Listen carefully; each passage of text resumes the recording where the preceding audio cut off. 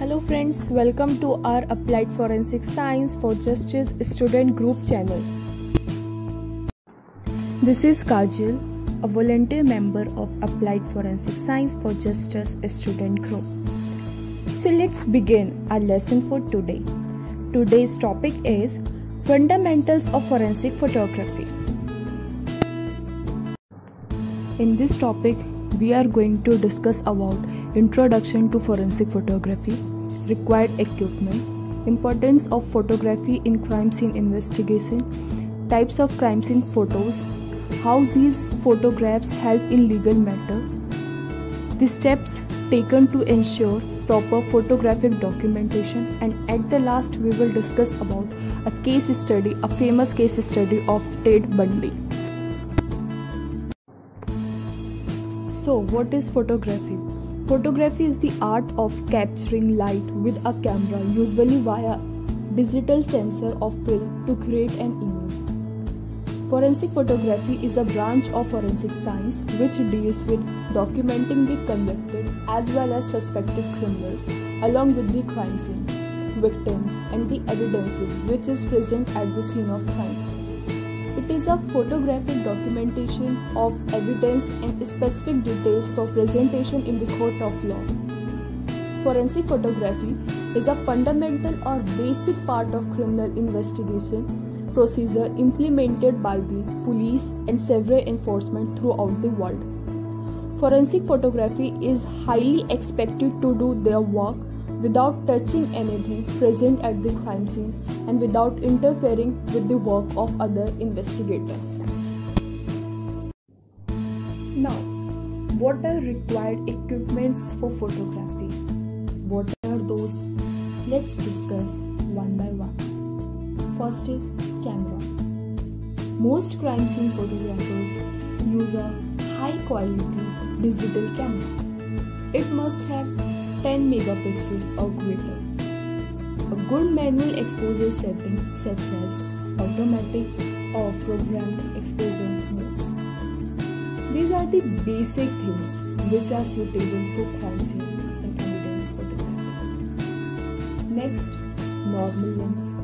Next, wide angle lens, close-up lens, and close-up accessories. Next, filters. Filters is often needed for photographing through glass and into water. Many colored filters are also available in market such as red, orange, yellow, blue, and green. These are useful when photographing a certain types of evidences with black and white film. Electronic flash. Next, tripod and angle finder. This is a kind of stand which is used to steady the camera for long exposures and for positioning the camera during certain types of evidence photography. Next is film. Medium speed color print film is most often used for crime scene photography. Black and white film is used for certain types of evidence photography. Next, photo log, notebook, and pen. It is necessary for recording information about each photograph taken at the crime scene. A notebook is valuable for recording other notes during the investigation. Next, scales and tape measures. Next, AbFO2 scale.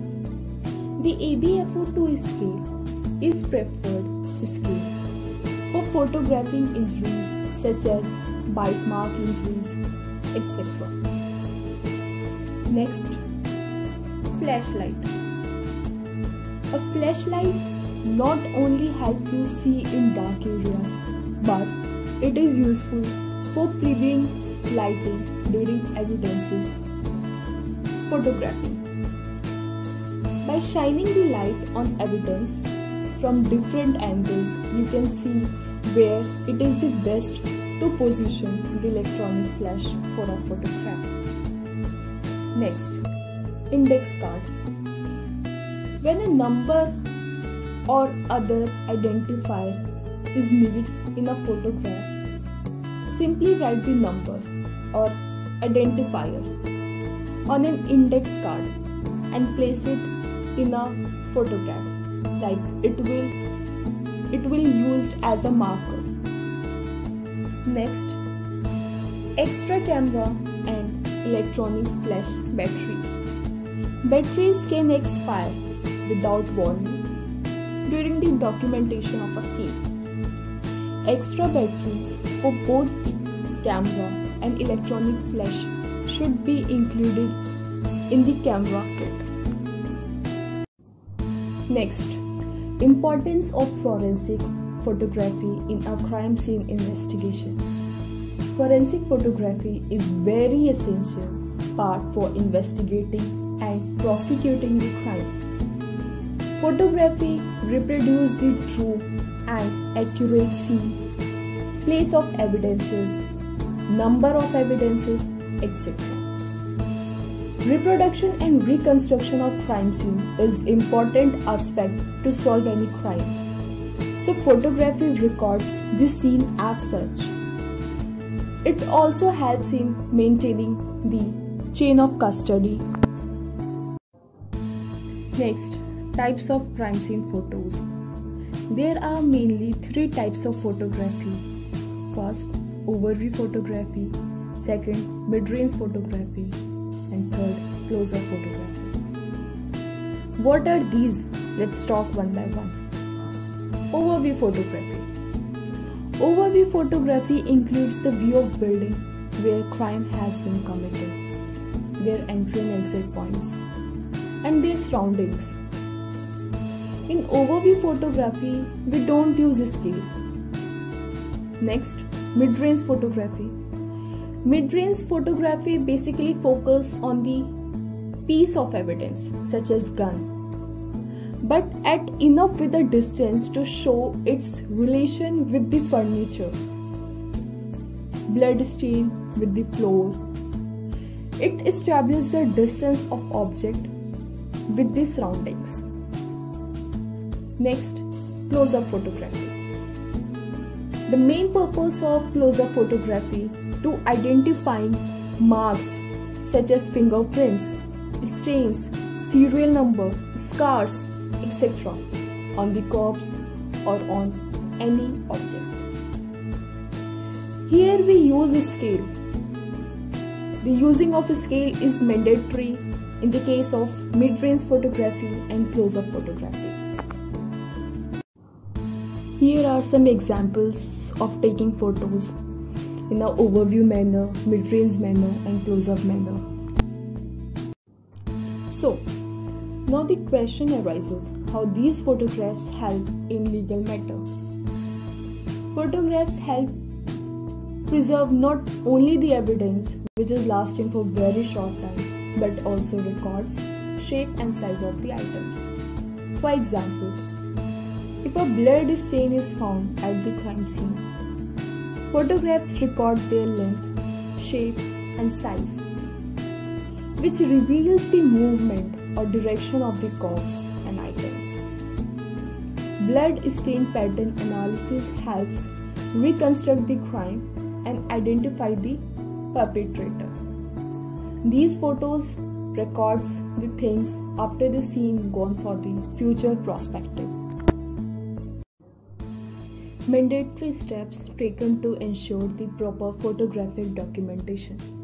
Secure the scene of crime by barricading.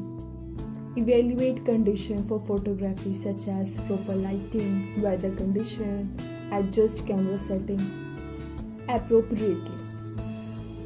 Shoot the scene before anything disturbed. Many shots should be taken from the entire crime scene with different angles. Take a proper set of picture including overview, mid-range and close-up. Date and time mode should be on. If victim is present, their injuries must include with the surroundings. Every piece of evidence should be clicked to illustrate where it was found. It maintains a chain which correlate evidence to the victim to the surrounding, and so on. These photographs should be taken from straight upward or straight right angle. Now let's talk about a famous case study of Ted Bundy. Theodore Robert Bundy was an American serial killer who kidnapped, raped, and murdered numerous young women and girls during the 1970s and possibly earlier. His dentition was examined by the forensic odontologist Dr. Richard, who then traced Bundy's dental impression onto a transparent sheet and laid it over the real-size photograph of the bite mark. From Bundy's victims list, there was a woman, Lisa Levy. The analysis of bite mark on the Lisa Levy's body was only possible because of the action of quick-thinking crime scene investigator who took pictures at the scene. The investigator had a forethought to include a ruler in the photo to show scale. The existence of this photograph was pivotal in convicting Bundy. Without the photograph, he may have been acquitted. The bite mark had been incised from the buttock for analysis but had degraded and was no longer useful as evidence by the time of the trial. The only evidence of the original size and shape of the bite mark was photograph taken at the scene. Thank you very much for your interest and attention.